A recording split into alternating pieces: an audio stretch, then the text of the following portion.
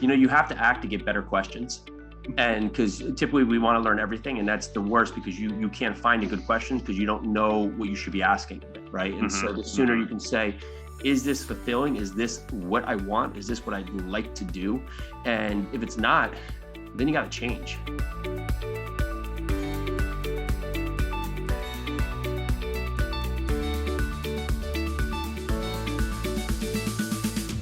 Welcome, everyone, to the Road Less Traveled podcast. This podcast is all about people that were successful in a first or prior career, but chose to go down a different path. I'm your co-host, Richard Coyne. And I'm your co-host, Bill Zahller. Today we have a special guest, Jason Yarusi. And Jason, if you can tell us a little bit about your original career, and then we'll get into how you transitioned, how long you were down that path before you shifted over to where you're doing currently.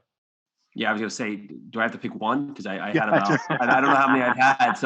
So where to start? So, well, prior to going into multifamily investing, I was helping out the family business. My dad has a very unique business that's the application has been used a lot more in recent years.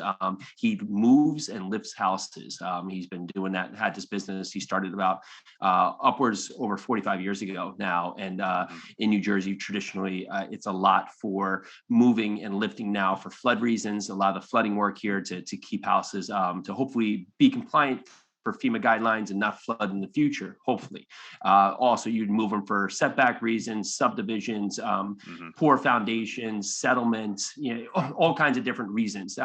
He's been doing that for years. Hurricane Sandy hit in, really early 2010s, like 2012 there. And on that part, I had a restaurant in New York City and opened and sold a brewery. And we decided we're going to go out and help Dad really just keep up with this constant flow of need to really get people back in their homes. And that was great. But then we transitioned.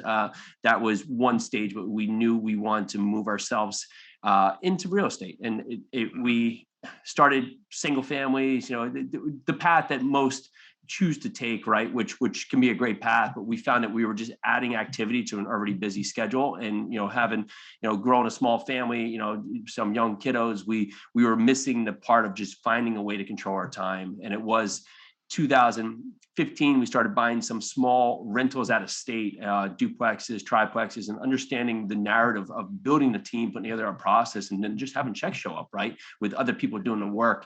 That's where it dawned on us, okay, this is a model. But to have that, it wasn't scalable. It wasn't scalable at that level because you look, well, what am I going to do? Accomplish like 20, 50 duplexes around town or around the state? What else is there? It dawned on us that there's this thing called buying apartment buildings, buying large apartment buildings. And we dove all in, said, how are people doing this? How are people doing this? And how can we follow what they're doing, because they're doing it successfully, and do it ourselves? And went all in, sold those properties. And then in 2017, May of 2017, bought our first property, which was a 94 unit in Louisville, Kentucky. Awesome. Oh, yeah. Yeah, Jason, actually, I've got a similar story in the fact that I was kind of looking for, a side thing where I wanted to, try to start building some wealth for myself and my family. So we purchased a single family home. And then I kind of had this little epiphany that as I started doing the math on the passive income, going, oh, wow, that's a lot of houses I really need to buy. So I kind of figured, all right, let me try to look at something larger. And then, I met Bill, and we decided a little bit later to partner up, and we started going down that apartment path as well. So fantastic. So, yeah. Well, Jason, just in your kind of previous careers, plural, do you have, maybe a funny story that you want to tell? It's something that might just shed a little bit of relevancy on, okay, I've had fun here, but I think I need to move on to something else because of it. So if you want a laundry list of jobs, I had no steady career, right? So I went to school, got a finance degree from Lehigh University. During that time, put my self, through college. I was actually working as a bartender. And then I was also 2 nights a week working the third shift on a loading dock. Where it was freezing out in the middle of Pennsylvania. I had to like drive an hour to get to work, and work that third shift because you would get like double pay, and sometimes on like 2.5 times pay on the weekends, where I was loading trucks on a forklift with a bunch of guys who really did not like their life. So I knew from that narrative that doing that over and over, I'd have like 3 snow hats on. It was insane, right? Just trying to keep cold because you're on this elevated slab where I think the freezing element is just soaking up into everything you do. Yeah, I saw one guy puncture a toxic waste barrel. That was one part where I was like, I don't know if I'm going to want to do this anymore. And then it got to the point is I couldn't do any more powdered milk still to this day in coffee. I said one more cup of powdered milk in that part, but that, and then we moved to New York City, and worked in a lot of different applications. I was writing papers for a British application papers.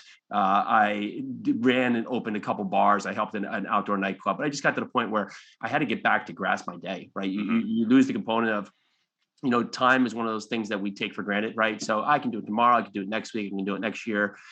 Tomorrow might serve a better purpose than today, but you find that with that narrative, well, weeks, months, years go by and you say, well, what happened, right? And so the sooner you can say, is this fulfilling? Is this what I want? Is this what I'd like to do?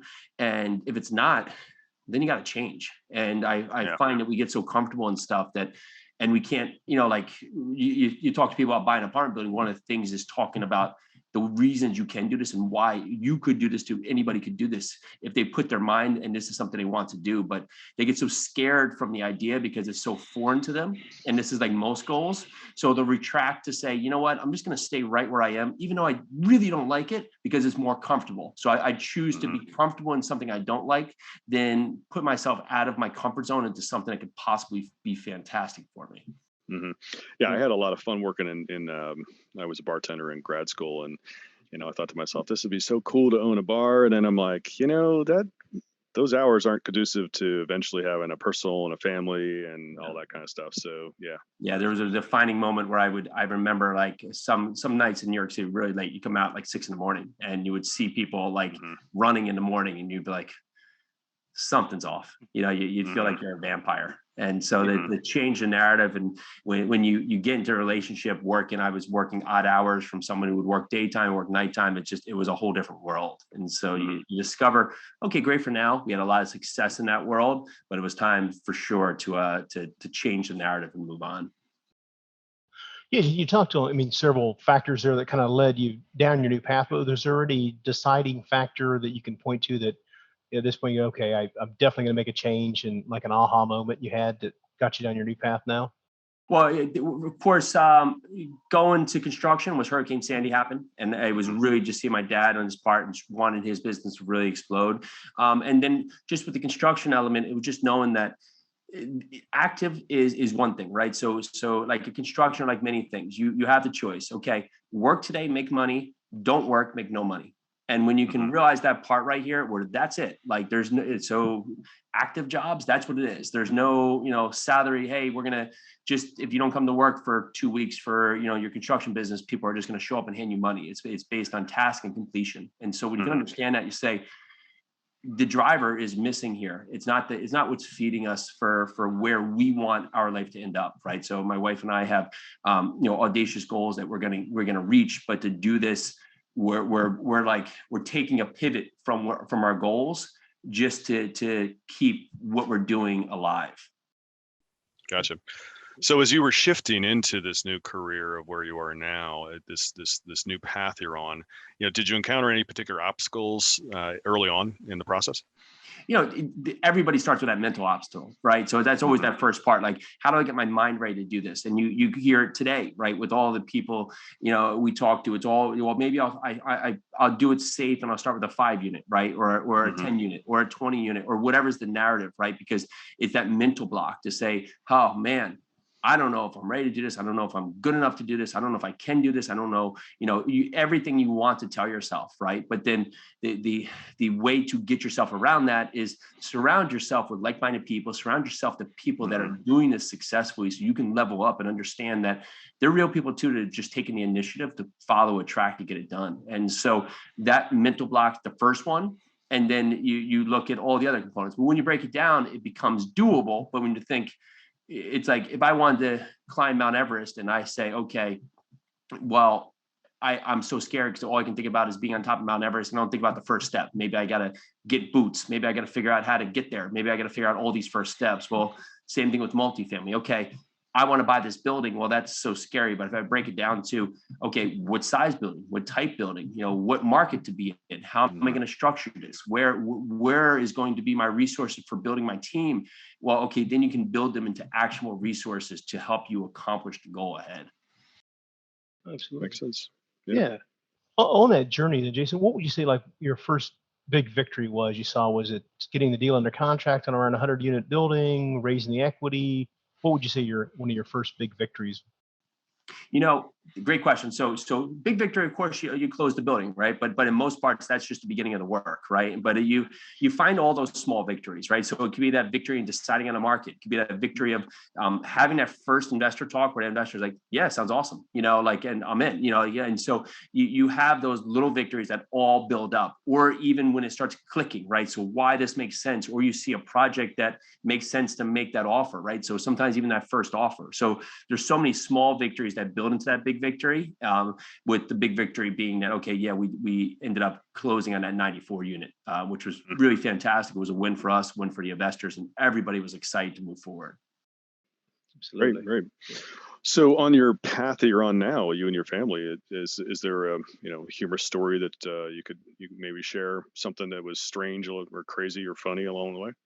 I think I'll share something that's been fun with the kids is that we're teaching them, why we're doing this, right? So we're making these better places to live. And so my son lost a tooth, he's 6 the other day.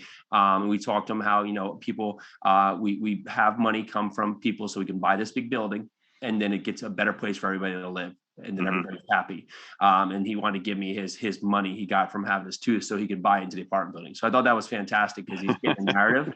And now that we're close living down here, they can go over and see, like we got such a great changeover of the landscape of this property here. And he just watch it from, where it came in that wasn't looking great. Now it's really looking good. And just seeing that narrative, that changeover of okay, I get it. You see it clicking in their mind. Okay, I understand. It didn't look good before, and now it's looking great, right? And so people are happy, and just having that effect going to that's been really just really great for myself and also them as well.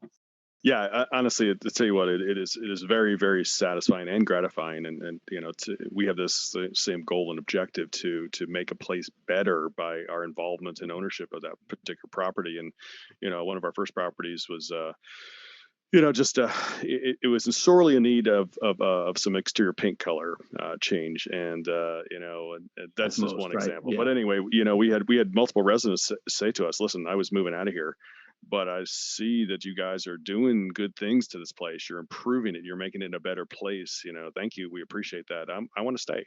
So yeah, that's immensely gratifying when you see that positive change that you can make on people's homes. It's apartments, yes, but it's people's homes. So fantastic. That's great.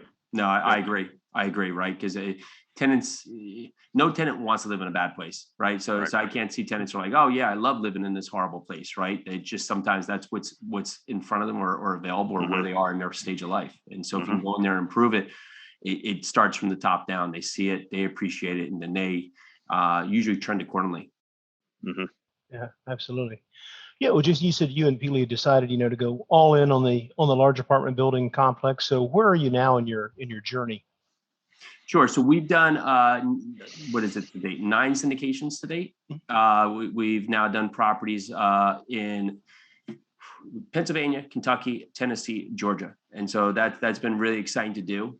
We've really been able to accumulate a lot up in the Louisville market. We're excited here on what we're doing down in the Nashville MSA. So we're going to really put a focus. One of the decisions to move here is that it's not necessary to be here, but we just felt that it was really going to align with us being focused on this area moving forward. So we're really excited about the narrative of being here as well, which has been great.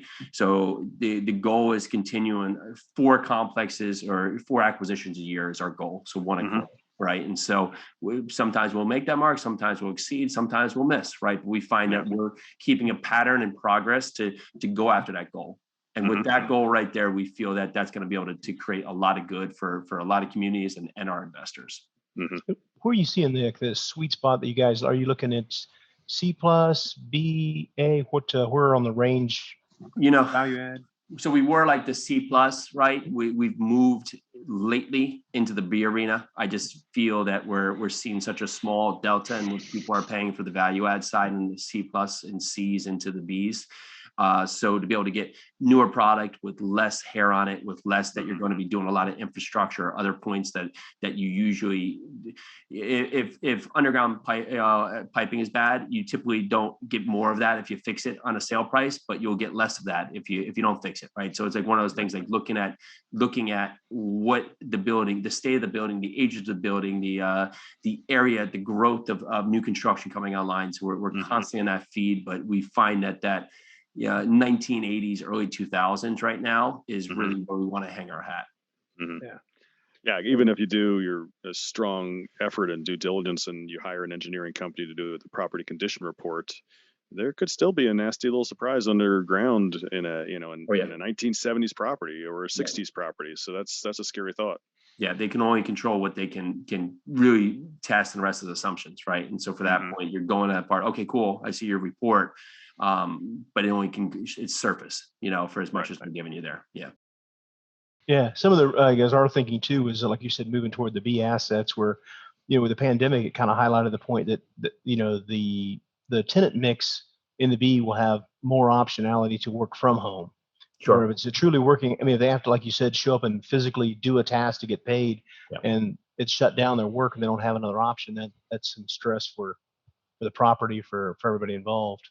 Yeah, and hopefully a lot of people see the narrative of needing a different way to also have income come in, right? So it could be anything, so I don't know, Uber driver, be a VA, whatever, right? Just to have some additional source that they can seek out there, because the world is going to move away from a lot of this action, unfortunately, just the way that we're seeing it there. So the more people can align with that and understand that it is happening and not fight the curve, hopefully we'll see a lot of people be able to adapt to the changing narrative that's coming. Yeah, the world has certainly changed, that's for sure. Yeah. So Jason, where's your road take you from here? Where's it go from here?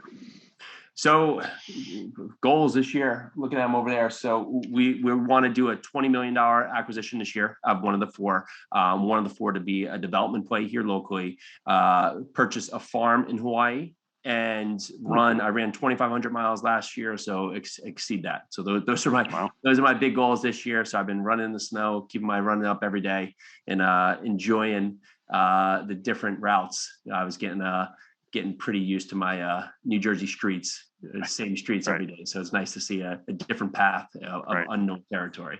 So all right. Excellent. Well, I know you are both from previous conversations and hearing your podcast also are real big on the mindset in achieving your goals. Is there something you've recently implemented in your business that's helped you progress in your goals? You have to act to get better questions.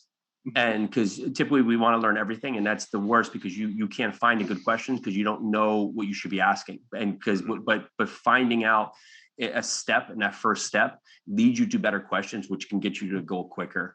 So many times, I just don't know enough yet. Well, says who? Says you? Says what? So what is that that's holding you back? But if you think today, okay, what's that first step I have to take, right? I want to buy multifamily today. What's that first step I have to take? Okay, maybe talk to someone who's doing it successfully. Okay, who do I know that maybe knows somebody that's doing that? Or can I find a meetup? Can I be a part?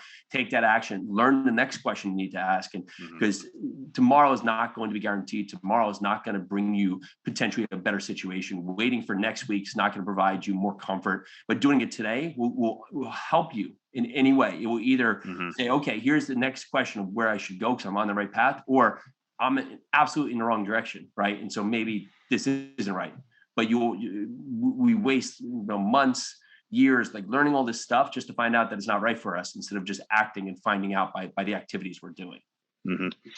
Yeah, there's Kiyosaki certainly talks about it, how we're taught in school that mistakes are bad, that you have to be an A student and things like that, and many of us come from that background of being high achievers in school, etc. But there's no better way to learn by taking action and pivoting and learning from you might not hit a home run, but you're learning along the way, and you're you build so much improvement along the way from doing exactly that, taking action and moving forward. So yeah.